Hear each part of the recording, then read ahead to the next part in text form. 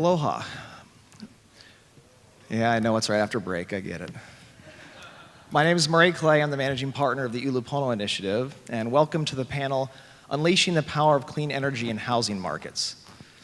So it turns out that buildings are nationally about 40% of greenhouse gas emissions. Yet as far as I can recall, in past energy conferences, I don't ever remember housing being a major conversation topic in the agenda. So we're seeking to change that for you here today. We've assembled a great set of panelists to do that, and I'll take a minute to introduce each of them. We've got Mary Fox. Mary is the Director of Public Housing Performance Infrastructure for Johnson Controls. She has more than 30 years of experience in the energy industry and 20 years assisting public and affordable housing clients. The next we have Brent Arakaki. Brent is the Director of Development for Hunt Military Communities, representing the developer for new military housing and long-term capital improvement projects. In 2012, Brent helped to negotiate, develop, and implement one of the largest solar development PPAs in Hawaii with Tesla, which was, of course, Solar City at the time. And then on the end, Adair Hill. Adair is a project manager for Photon Works Engineering, where he directs projects centered around renewable energy and battery storage. He recently completed a very cool project, which I'm sure he's going to talk about, phase 1 of the Kaho'iki Village homeless housing project on Oahu. And very thankful to have each of them with us here today. So what we're going to do is we're going to start off with each panelist taking a few minutes to do a brief presentation to introduce their firms and the types of projects that they're working on. And then I'll give a few questions of my own, and then we'll go to audience Q&A through the app. So Mary, if you could start us off. Aloha, everyone. I'd like to welcome all the women in the audience. So we were just having a joke backstage that I've been in the industry so long, and it was tough when I first started. So Wire, congratulations for the organization. I look forward to meeting everyone tonight in the get-together. So what I'm going to go through is a little bit first to talk a little bit about, and no, it's not changing. So you know what, we'll go without this. So a little bit about Johnson Controls. We've done over 52 million square feet of green certified building. That's tremendous in a lot of different industries. And I was actually fortunate enough to be hired on to Johnson Controls to do affordable housing. And I discovered, saying affordable housing here, I need to explain it's federal subsidized housing. And within that industry, we've done a lot of different things, but we'll first start off with what we've actually done here. At the Maui College, we have one of the largest solar systems and battery storage behind the meter, meaning that it's in 2020, it's going to be off-grid, meaning that it's going to be 100% supported through the solar and the battery. We've also done the University of Leeward Community College, which again, we have enough solar panels and modules there to actually support the system 100% during the daylight hours. So what does that get me to? What we have done at Tampa Housing Authority, which is extremely important. We have installed one of the largest roof mount module systems for PV in affordable housing, federally subsidized. Why was this critically important, what we did there? For the simple fact is, not only is it saving money, as you can see, we've saved over 4 million kilowatt hours.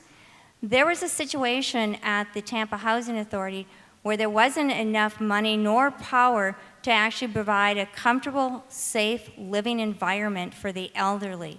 So we managed to strategize with that, and not only did we do the energy efficiency that you're seeing with the PV and the modules that went on, is that we did a full rehab of the building.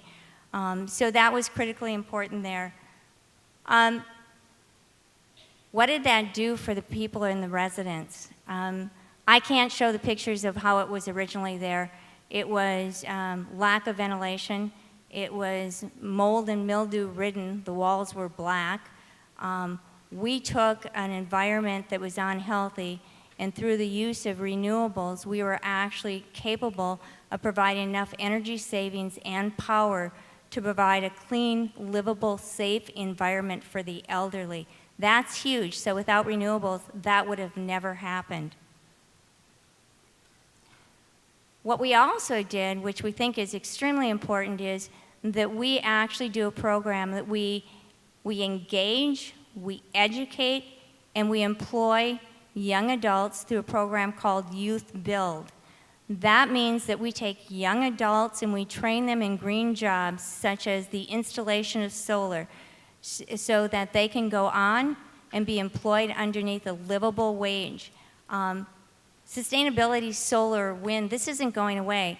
So we're providing an education and employment opportunity to employ people to move on into a job that's definitely going to be sustainable as we move forward. So why do I do this, or why do we do this? I actually wake up every morning wondering what I can do that's new and unique to take everything one more step, push the envelope. As you look at affordable housing, we can do sustainability, but think about it, follow the money. And that's one of the things I want everybody to think about when you're talking about sustainability. We're talking about regulations and laws and things we're doing, and we're doing it in big ways. But what do we do when it comes to when we're talking about landlords that own the building, federally subsidized, where the tenants are paying the utility bills? Where's the federal incentive? How does the money flow? And how do we get it back to the residents? So a challenge that I have, and I've talked to a lot of people during coffee breaks and at the booth, is how do we make sure that the poorest of the poor and the people that actually need the help when we come to sustainability, how do we make sure that there's the flow of the proper cash so that they're able to actually pay their utility bill? So how do we actually get the sustainability down to affordable housing? Because again, we listen and it's easy. We've got policies, we've got everything's set in place. But we forgot about how do we actually make this work for the people that are paying the utilities. So every morning I wake up, I figure how are we going to actually get this down to the people that actually need it, and how do we actually support them? So that's a challenge I have for everybody, and maybe a question on how we do that. So we got a lot of really intelligent people here. So that's my challenge to you as we move forward, is how do we get this down to the people who really need it? Thank you. So Brent, you want to go next? Sure. My PowerPoint was cut down to 3 slides. It was originally 45, but they said PowerPoints are discouraged, so bear with me. Okay, so as Murray mentioned, our company's Ohana Military Communities, and we are partnered with the Department of the Navy to provide military housing for the Navy and Marine Corps on Oahu and Kauai. Across the nation, we are the largest military housing provider, and what we do in Hawaii really creates the platform and how we approach renewable projects and sustainability projects across the nation.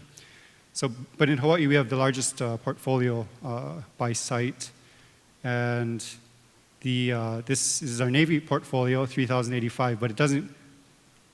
We have 7,000 units on Oahu, and we've built 3,000 of those units in new construction, and we've learned a lot of things from day one in 2004 up until our last community that we turned over in 2018 in terms of energy efficiency that we build into the homes. On top of that, the management of the residents and energy conservation programs, continuously educating the residents on how to operate their homes efficiently. We have a 50% turnover for our residents, a very transient community for the military. And that's one of our struggles is train the trainer, make sure that our staff understands energy efficiency and can help residents understand, where they're consuming their energy. And so we've learned a lot. And that started with metering all of our 7,000 homes, and that's like square one. And after metering, then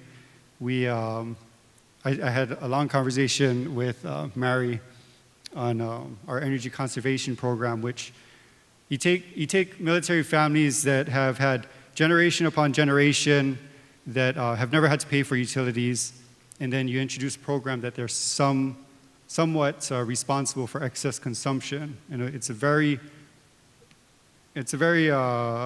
important thing to tackle. So we created an allowance band, and it was a carrot and stick program where if you went over a certain allowance band, then you had to pay.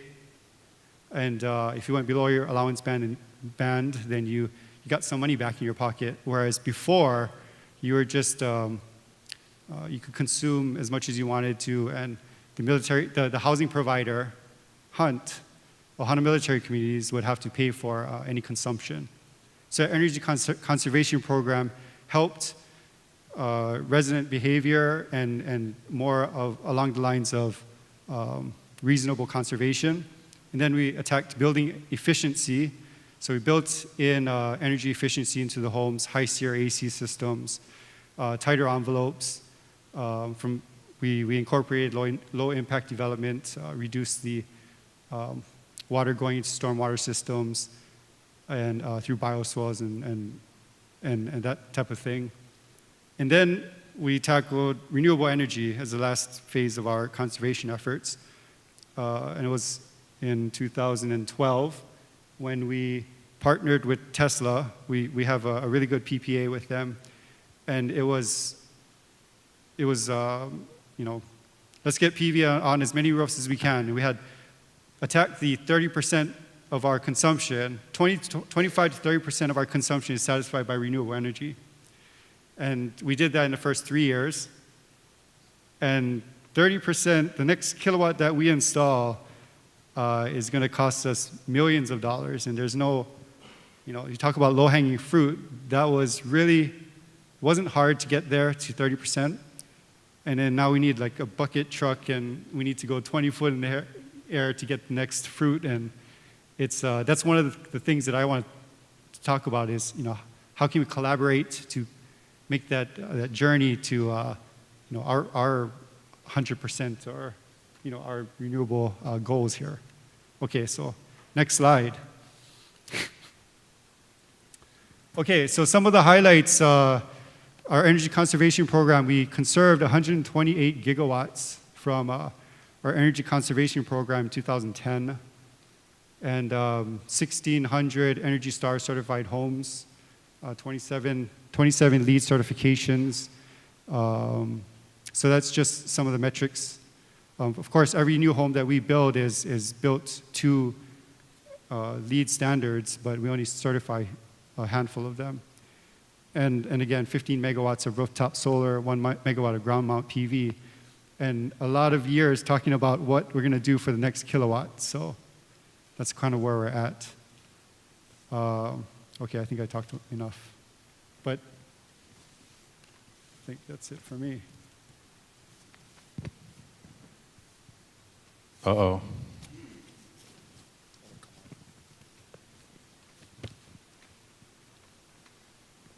Do I just keep pushing the button?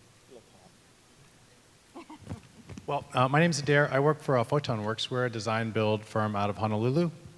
And this is a pretty exciting project to talk about. It's a working, operating microgrid here, or rather on Oahu. And it's got actually an added social benefit, which is pretty neat. So I think everyone has seen, or at least seen, the results of homelessness, right? It's not just here or there. It's a bigger deal, and it really, I think, takes a lot of compassion and resources and maybe some innovative techniques to properly solve. And I think this is one of the ways that we're doing it out here. So it was actually created underneath the governor's emergency proclamation, right? He kind of fast-tracked a number of solutions, and that's what this is. So the state actually deeded some land to the city and county, and then they leased it for $1 a year, basically free, to the foundation. And it's kind of nestled right between, if you're familiar with Oahu, between Sand Island and the airport. It's kind of a little peninsula where there used to be a paintball field. So it's there, and it's up and running, and it's being built in 2 phases. So we did the design along with our friends at InSynergy, and then the construction as well of all the electrical. So that's kind of how we came into it. But ultimately, it was Dwayne Carisu's kind of vision to do this plantation-style village to address homelessness. And it's not, you know, it's not a shelter, it's not transition housing, it's not, you know, anything like that. It's permanent. It's a permanent solution. It's to break the homeless cycle. So I guess the way it works is it's kind of a plantation-style layout of homes, and then there is also a degree of commercial buildings. There's a preschool, a daycare, there's a store, like a little sundry store, there's a management office that's full of resources for the people. There's a police substation where the cops can kind of come in and have a break, as well as there's 24-hour security, and there's a laundromat. And so with those kind of support buildings and all the services that come with them, the idea is that IHS vetted all the families that come into this. So it's just for families. And so the families come into these units, and they essentially become rent payers, right? If they don't have jobs, they are given jobs, or they get jobs elsewhere nearby. And with that, health care, and then child care is provided. So, right, the parents can go off to work, the kids are taken care of, and they just become normal, right? If you've got a home, health care, child care, place to stay, a place to park, how are you any different than any of us? So that's kind of the model that he came up with, and it got implemented. So the first phase, again, was 30 homes with all those commercial buildings, and then we're going on to a second phase now. And then, even kind of an added social thing, which was just absolutely beautiful, was a lot of donations and volunteers came out. So here you see the National Guard pouring some foundations, all kinds of, hundreds if not thousands of people got involved in this project. And then the last picture is on move-in day, some of the kids kind of jumping around I can't express how touching it was to see, the effects of this. So looking at phase one, here we are looking at from the air. You see the 30 homes kind of clustered in the middle there, and the community buildings with the preschool daycare up by the road, coming around, sundry store, the management office, substation, and the laundry facility.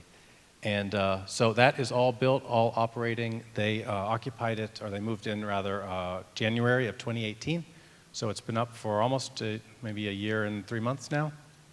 And also kind of neat is that it took a while for HECO to get the line to come over. So we truly operated it as a microgrid for about 6 weeks, completely islanded, and it really worked well. And HECO and just everybody was a great partner to make this thing come together.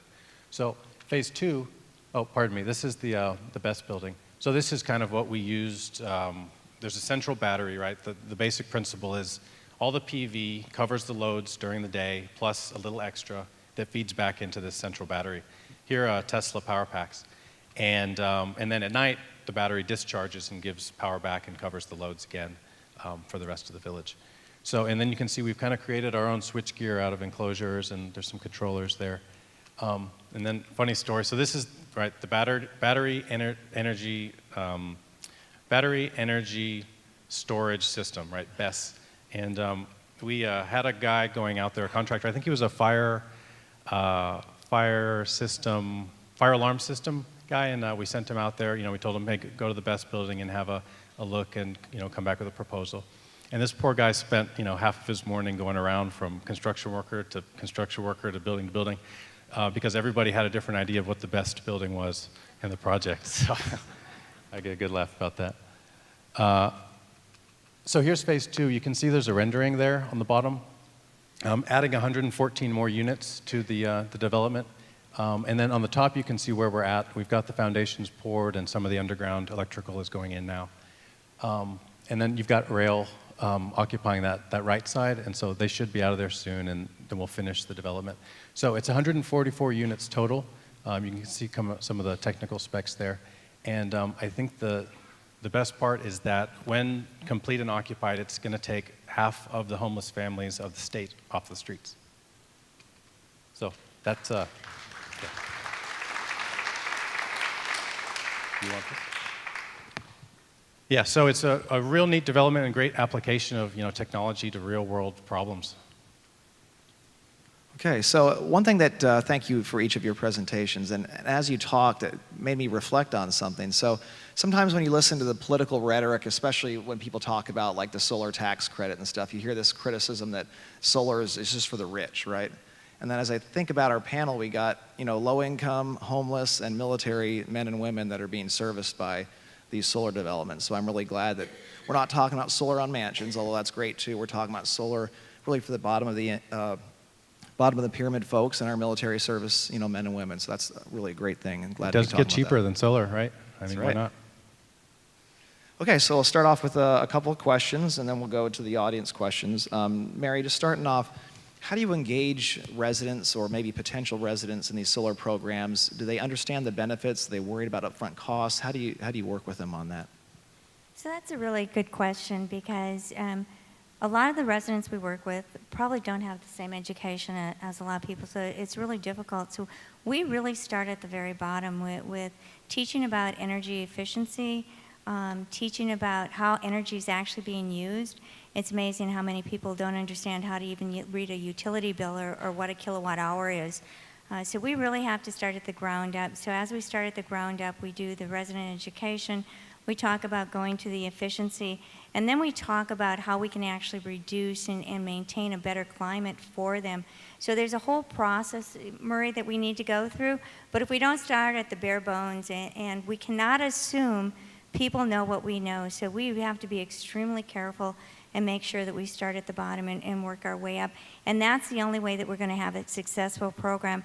And then when we do work at the bottom up and we talk about utilities and solar and we get to the point where we actually installed, actually helping them understand the financial benefits that will actually be achieved. So we say that our programs with residential are made and broken on the backs of the residents. So if they're not educated and they don't know how to use it, you can do all the solar in the world, but we haven't actually done the conservation that needs to go with it, nor will we save financially.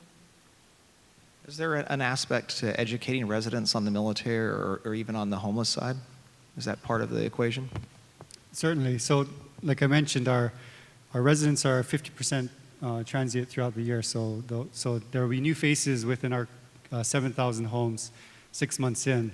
On top of that, we hire spouses of military spouses, and they make up a very large part of our staff. So there's constant training, and you have to know what you're talking about. If you ask residents to save energy, you want to know that our staff are well informed so that they can provide the best recommendations of how to save and conserve. So energy education is a very big part of what we do, training, retraining, and then we participate in energy awareness fairs, Earth Day, and every opportunity we can get out there to touch point, get information out to the residents. And we use our media platforms, Facebook and email, news blasts, and whatnot. So that's all a part of our, constant education program. Yeah, certainly. Yeah, and absolutely. On a microgrid, you've got to be somewhat conscious of the loads going on. You can't exceed your generation, or you got a problem. So that's been something too with our development. Let's think. No window AC units, for instance, was something that I think a lot of people were trying to put in that we're going to throw off the economics of the microgrid. No kegerators. A lot of these things, you just got to say no. Great. No kegerators, got to remember that one. Okay, so Brent, in your presentation, you discussed some metrics. Are there a set of metrics that Hunt tracks for this? And I'm curious if those metrics are they encouraged or required by the military, or is that really just a Hunt way of tracking your progress? It's both. Initially, we were able to contribute to the government's renewable portfolio goals. I'm not sure if that quite works the same way as it did initially. So any kilowatt hour that we put on our roof, I'm not sure if the government can quite capture that on their successful renewable projects. But for us, that's one of the things that we'd like to, be able to determine ourselves and baseline. How are we doing as a company in comparison to the greater? We're not net zero neighborhood, so we're not there yet, but we'd like to be. But how can we evaluate, how much conservation we do compared to how much renewable we do, and how much load we've offset, and how can we benchmark and measure the sustainability throughout the project and throughout the years. That's certainly something that we want to, find a way to baseline ourselves against other companies, and I guess I'd answer it that way. Thank you. Then switching gears for a minute, so Adair, you guys have a microgrid, which it's got to be definitely the first microgrid I've heard of with homeless housing. Was it planned as a microgrid from the start, or did it just turn out that it worked to be easier that way? And then what kind of things did you think about as you took on O&M responsibilities for all those folks' power? Sure, that's a great question. Yeah, I think the initial aim was addressing the homelessness, and then it kind of turned into, well, if we've got a new development, why not make this thing green? And then I think that just went further. Why not make it, a microgrid? So it's not just that aspect too. There's also, on the efficiency side, there's LED street lights and all the fixtures inside. There's solar thermal collectors for the hot water heating. And then, in the homes, the loads, like the oven, for instance, is propane. So, yeah, where were we going with this? Yeah, it became a microgrid just as kind of it kept going and kept going as people got more creative and really got into the design side. And then, yeah, with as far as being O&M for a microgrid, right? This is a whole new ballgame from just design build, where you can turn over the system to the customer and kind of call me if there's a warranty problem. And if somebody rips off the inverter of the wall of your home, maybe that customer doesn't get the utility savings they were hoping for that month, but that same customer now, when you're the utility for the microgrid, they need you there. That could stop the child care. That could someone could have insulin in a fridge, or whatever it is. You've got to respond. You've got to have staff on call and staff to back up that staff and spare parts. And I think extra planning is what's really needed to do this properly, and making sure things are oversized so you've got a little safety margin. And the logic of the system too is something that can be done to kind of mitigate some of these risks, to just keep the thing constantly operating. And is there a different experience from the resident standpoint in terms of how they experience their power because they're on a microgrid, or is it fairly seamless to them? Yeah, if you're doing it right, and efficiency, microgrids, PV, whatever, there should be, nobody should know that that they're doing that. For this development, I think maybe some of the benefits that they're getting is flat rate utilities. That it's not a usage basis, but there is a cap. They can only use so much load at once. But no, they people in a microgrid shouldn't realize what heroes they're being in promoting this clean energy future. And I'm going to keep picking on you just because I saw a question come up that's relevant to your project. But we have a question about how much did the homeless units cost per square foot compared to traditional homes? Ooh, that's a tricky one. So, and an interesting one. The homes came from the Fukushima response. They're Komatsu units. Am I able to go back? Let's see what happens. Well, we'll see. Anyways, they're these kind of modular homes that you can just drop these slats into to form walls or windows or doors. So they came at a really discounted rate. They were used for this response, and then they weren't needed anymore. And no, they weren't radioactive, if you were going to ask that next. So it's kind of hard to quantify the cost per square foot on this particular project, because things were, again, a lot of donations, a lot of kind of community coming together. But no, I don't see any reason why it should be more expensive, especially in the long run when you're generating your own electricity. And it looks like we got another audience question. So this could be to all three of you. Is solar hot water part of these homes as well as PV? Or are we just talking PV and batteries generally? Ours is solar thermal. We have 95% of our houses are solar thermal. Half of that is on Kaneohe Marine Corps base, which is a really hard asset to maintain in that environment. So because of the rain, or what's the? It's like we're living in salt air all the time. Corrosion, big time. Solar hot water on your end, Mary? Yeah, we do a lot of solar hot water. It's probably a much easier application in the federal subsidized housing. So for us, solar hot water has always been an easier commodity, especially when we're doing elderly high-rises versus PV, just because of the square footage. Okay, and then we'll stick with you, Mary, for the next question. You gave both island and mainland examples in your presentation. Is there stuff that the mainland could learn from us in terms of the stuff that you've done here? I really think there is. You know, from what we've seen is that the process here is by far smoother than what we're seeing in states that don't have the same setup as what we see in Hawaii. You know, what we've learned is that your entire process, even though it may not be as fast as we'd like it to be, but your procurement, your budgeting, your attorney general, your permitting fees, your everything, you've already set the groundwork, and again, it's smoother. So we've learned, and the things that I'm learning here is that I'd like that these processes that you have could be transferred over to the mainland so that it makes our job easier to bring renewables into the mainland.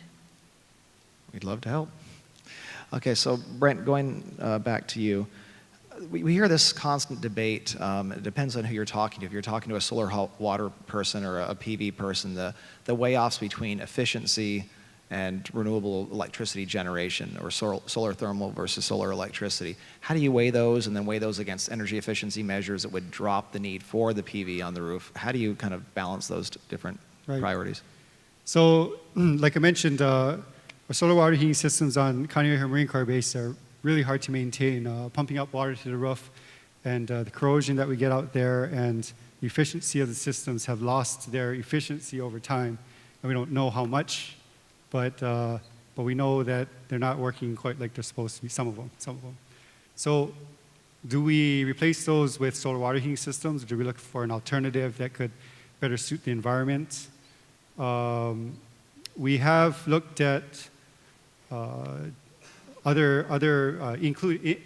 more PV systems to, it might take a larger roof footprint, but if we could do it smartly, you know, energy storage and heat the water during the daytime with PV power rather than solar thermal, then that would be a good opportunity if we do that smart. So I like microgrid standpoint, you know, but it's not. One other panelist mentioned, you know, we can't just put PV and energy storage and the whole problem goes away. We have to work and do it in a smart way, right? I mean, even demand response might be a part of the equation where the energy storage devices, if not used for off-taking excess generation during midday, then maybe the utility can reach in there and access it as a resource, and there's incentive for that that allows us to install more PV or allows others to install more PV by operation of our energy storage. So I mean, I'm sure, you know, like the microgrid example is so amazing, and if we could scale that and you know, take that as a lessons learned and have HECO and the DON agency, you know, help us pursue that kind of strategy, then that would be good for us. Sure, and you know, I think just the ingenuity of humans and technology and everything is just constantly overcoming problems. It's amazing at the acceleration as well of how technology keeps advancing to overcome and get better and smaller and cheaper. It's great. So I know the military has in progress a number of microgrids more for their operational, you know, maintain the mission type of need on base. Have they ever looked at, as far as you know, doing microgrids in some of the housing, or is it strictly an operational sort of security issue for them? Right. Well, not that you speak for the military. I don't speak for the military, but our homes are distributed on their system, and I think we just like, you know, we can be a resource for them, just like the utility.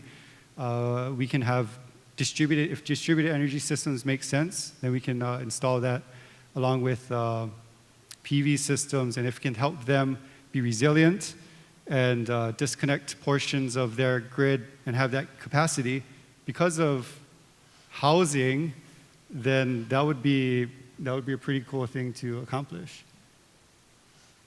And Adair, it looks like we got a question here for you. How did you do your outreach in terms of recruiting for applicants for the homes? IHS, Institute for Human Services, you know, they're the specialists, they did it. And yeah, it was all, again, families. I think the average family size was maybe 5, so there were about 150 occupants, if I'm not wrong, in the first phase. And Let's think, were there any other criteria they used for vetting them? I'm not sure. I do know there was quite a line kind of forming when the word kind of started circulating about this project coming online. So just support from all sides, really. It's been great. Okay. We got another question that's kind of more on the low income side. The person asking the question says that an Alice study showed that 48% of the island's people live paycheck to paycheck. How can solar help? I'm not sure if we know it reduces the cost of electricity. Maybe that's about the upfront cost versus the long-term savings. Is that a hard sell to get low-income folks to look at the upfront cost versus long-term savings? Well, I think it's a renter versus owner thing, right? No renter's going to install a PV system and then leave. So, there's a lot of other options too, like community solar, where renters can buy into these kind of utility programs. I think we'll see that start to open to the future, like you were talking about, Mary. So just to add to that, so one of the things we talked about was the federal subsidized, which is affordable housing, and that really comes down to regulatory changes actually in Washington. For the simple fact is that the way that they've got it set up, it is difficult for people living paycheck to paycheck on a fixed rent or what we call zero renters, which aren't the homeless, but they're still being subsidized through federal housing. It's tough for them to actually benefit unless it is a solar farm or they're buying into community farm. Otherwise, there is no benefit back to them. I'm not sure how you would bring it to them. It does seem to be a typical problem, not just with the low income, but the whole renter versus owner thing. It's not just that I'm a renter myself. It's just not that your landlord won't give you permission to put it on his roof. Sure, if you want to do it, he'll let you do it, but he or she benefits from the long-term value increase of the home by having that. You'd benefit from the savings, but unless there's some sort of way to get the two to come together, it's difficult to make that stick. So I do have a question, because I don't know the answer, and maybe one of the people on the panel does, is could a renter actually use PACE to actually install a solar panel and actually do a PACE so that there would be some type of financial benefit through PACE where it's through the utility billing? So maybe there's a reduced rate and there is some type of incremental benefit back to the renter? I mean, is there anything like that you're doing now? As far as I know, there's not currently PACE. I believe it's looked at, but PACE isn't operative in Hawaii. We have had a couple of runs at on-bill financing. One is, I believe, a PUC program for, I think it's mostly solar hot water heaters, if memory serves. I'm not sure if that's actually up and running per se, but I know we worked on it for years, so I'm hoping that it's running. But on-bill financing is something that we hope is coming, but it's not quite there yet. And if someone knows differently, send a question through the app and I'll read it off. Okay, so another one. Question again back on the water heating, but not the solar side. How would tankless electric water heating work in these developments? Sure. So tankless water heating is pretty high. What would you say? Uses a lot of energy, right? I presume you're familiar with them. They're much smaller. There's not a big tank storing it, so you're not heating that water from the roof and storing it up with. Storing that tank with hot water and then using it when you need it, right? It's coming through your pipes and just getting heated immediately through coils and then going to the shower. So they don't tend to be that efficient, if I understand. Could you repeat the question? I think the question was just simply how would tankless electric water heating work? And I guess implicit in that is how does that compare to solar hot water heating or other options? Sure. So you often need a backup with solar water heating, just because the time of use and weather and everything. So if you don't have propane or gas or anything to be that other method of heating, whether it's electric tank or point of use, right? I guess you'd have to look at some studies to see which is more efficient for your application and usage, and a lot of calculations go into that. But both good options, I suppose, paired with solar. So for the 5% of homes that we don't have solar water heating systems, the tankless water heaters, they're historic homes, but they have gas service typically for us. So that works well.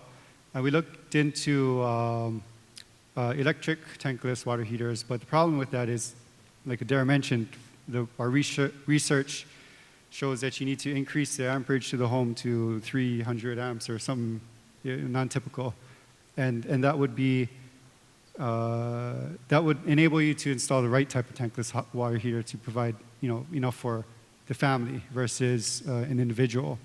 So we haven't done the analysis yet, but I mean, it's a good question because we redeveloped the neighborhood, so we have the opportunities to install the conduits and the conductors and increase sizing and whatnot, and plan that from a community level, which not everybody has that opportunity.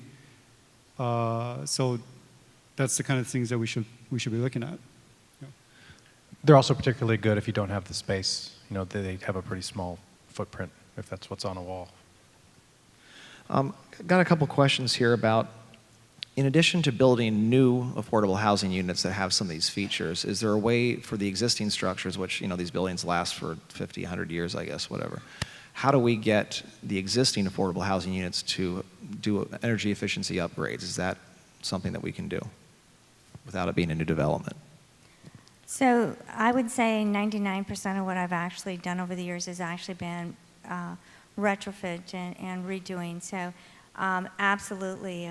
One of the biggest users, we're all talking about microgrids and that, but one of the biggest users of our natural resources in residential is actually water conservation. So we start with the water conservation and we actually move to the electric. So we will go in and do a major rehab of most facilities, from the HVAC, the infrastructure, leaks, ceiling, weatherization, you name it. So you can do from that. So what happens is, again, you redistribute it. In the federal, we're a little bit lucky. I don't know how many know about federal subsidized housing, but there is a program in federal subsidized housing where the federal government will actually subsidize affordable housing, public housing, and actually reimburse the landlord the cost to actually do these improvements, as long as the project as a whole has a 20-year payback. So we've been utilizing that program for a number of years. I think this is probably a good opportunity to plug a local champion company, Pono Home, which I believe was an energy accelerator company. So they go right and they do these audits and they find where there's opportunities for efficiency to get installed. And if I'm not wrong, they got the contract for some of the Section 8 housing in Hawaii to go through and find efficiency opportunities and install these things. I actually had them do one of those audits in my house. Yeah. Find Scott out where all the Comey, wasters Pono Home. are. Of course, when they identify the primary energy wasters as my kids, I can't swap them out, so it's a little bit more challenging. Turn off the lights, darn it. Sound like my dad now. So I got a question here about, it's actually directed at you, Adair. It says, does your experience being a utility by virtue of operating the microgrid give you an appreciation for the traditional utilities? And I'm betting the person that asked that question probably works for the utility, but I could be wrong. I better stand up for this. Yeah, absolutely. I think a lot of us complain about utility rates and, when the wind blows too hard, the power goes out, but they're doing a great job out there. If you look at what's going on, and every islanded literally, and there's not much to complain about, honestly, when we talk about the utility or the water utility or anything like that. We're pretty fortunate out here. So absolutely, there's a lot going on you got to be prepared for as even a micro utility. Okay, and I see we just have a little under a minute and a half left, so just to finish up, thoughts about any one thing, or what's the single biggest thing that we might be able to do to make more of these types of housing projects really happen in Hawaii, whether it's a barrier being removed or an opportunity that we need to pursue? Whoever wants to start, otherwise I pick somebody. I think land, the cost of land is a big barrier. This project might not have penciled out without the kind of fast tracking by the governor to make this happen. So it's tough to find affordable land that you can build these kind of low housing projects on and do them in a green way. So I think that's one thing that comes to mind for me. I think the biggest barrier that I have is the understanding of how the federalized housing, actually affordable housing, works, and how we can better utilize their programs and marry those into the programs that you already have here as a state, because I think there's huge benefits. So I think it's just awareness and then actually dig in and do it. I think it'd be our biggest barrier is the lack, somewhat lack of collaboration between that we have with the utility, with HECO and the Department of the Navy, and that might be because we haven't coordinated that properly, but we have a really big resource. We have a motivated solar developer that is willing to install batteries and create our own microgrid and create demand response opportunity and peak shave and load shift and those can really solve two things. They could help us expand our solar development, and we can also provide that as a resource to others that collaborate with us. And so that's one of the biggest struggles that we have. Thank you. Yeah, it sounds like I was very encouraged by this panel. There's a lot more going on. It's not just, again, mansions with solar. It's really housing developments for low income, military, homeless, and just really look forward to seeing more from each of your companies in the future, and wanted to thank you for participating in the panel today. Thank you. Thank you. Thank you.